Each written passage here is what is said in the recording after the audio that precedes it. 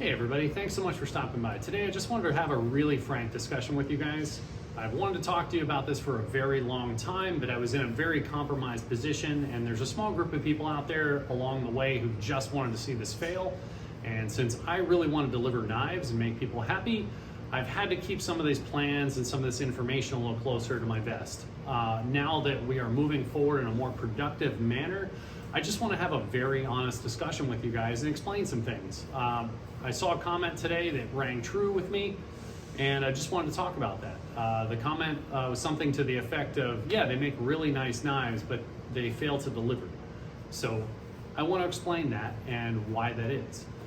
In summary, since we have taken over, not even taken over, as we've started to get involved in the manufacturing process with millet knives, and started to help them buying equipment and different things like that to address what we perceived as shortcomings in the manufacturing. Since that time till now, this journey has cost us about $200,000 in interest payments in equipment and capital financing to move all this forward. So there's a lot of people out there thinking we have a million knife backlog to fulfill. That's not true. I've just constantly been out running the type of lending that's accessible to these entrepreneurial startups, and it's all predatory. It's like 29 to 31 cents on the dollar style lending. And early on, that was a little easier for me to absorb and just not talk about because there was still always a little bit of fat left over on the other end. As we've had to get more and more directly involved in the manufacturing and eventually taking over all of the manufacturing, we've done all of this mostly with predatory lending. So that's where we've struggled to really get that head of steam, and where you're seeing we do a really good job.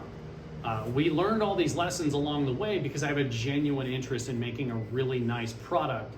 It's just that sort of goal isn't really conducive to this sort of atmosphere. Right now, everything's about money, and I don't like it. So that's been really hard to maintain high standards while hiring and doing all of these things while outrunning such predatory terms on things. We've looked at investment in the past, but money people just want to grow money. So I've not seen anybody willing to invest the sort of money that's needed to figure out some of these things along the way and to push it to where it needed to be. So we internalized all that pain, and it's hurt a lot, but we're now on the other end of it, and I feel more comfortable talking about it. But this is why I don't want to get back into any more predatory lending. I know this cycle, and now that we're a full manufacturing company, the stakes are too high, the nut is too big, so to speak, to always crack if something goes wrong. And my old things of just outrunning it through a lot of hard work aren't going to bring it home if something like the decarburization issue happened again in the future. So when that went wrong, I realized I never want to do that again. We had move-in delays here that really set us behind and messed up our ability to produce income and to move forward. So now we've got everything. We've been working these last weeks to just get everything rallied again. And now we have everything stuffed in a nice trajectory and a nice line here laid out for the next couple of months to bring all this home. But I really, really do not want to go back into any more of these predatory situations. So moving forward, I know we can do the work, and we can do it really well. So we are going to be able to deliver these things and close out the backlog. But if I have to keep doing it this way, I don't want to do it anymore.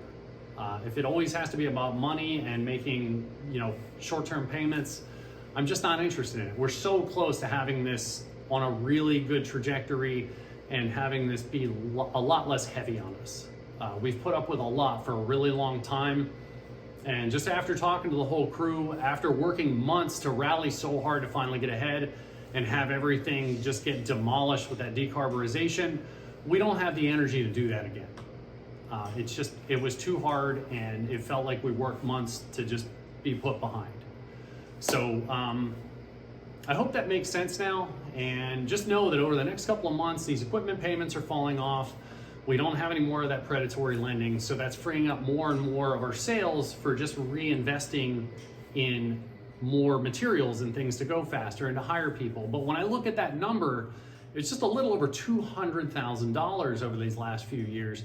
That's all of our profitability. That's our ability to get more materials, to hire people, to get new equipment. And I'm tired of giving it to people just because they own money. So I hope that makes sense. They're not in here helping us do anything.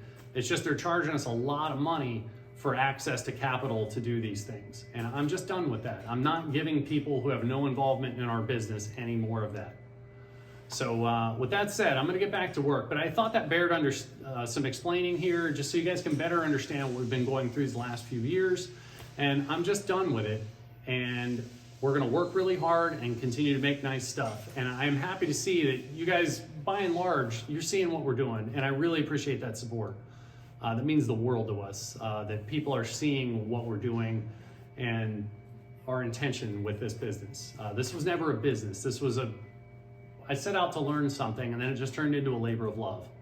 So thanks for everybody for coming along for the ride here. Over the next few months, this is just all gonna smooth out now and just get fun again. So leading in summer, we're gonna get back out in the woods and start doing some T&E and developing some new things. And as these equipment payments fall off, we're gonna start looking at, we've got 2 folder designs that I think are very approachable for our first entry into folders. So we've got that to look forward to.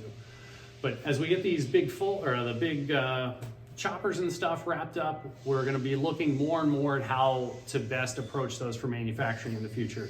You guys can see the small to medium knives, we know how to make really, really well.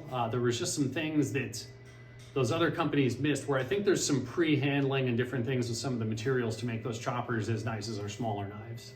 So we're digesting it for now, but for moving forward, if you see a gap where we don't have these big choppers available, it's just because there's some things I'm trying to figure out in heat treat and with materials handling to make sure that they're exactly how I want them, so they're not just a nightmare to make next time. So anyway, thanks for stopping by. I hope you guys found this information to be informative, and we'll talk to you again soon.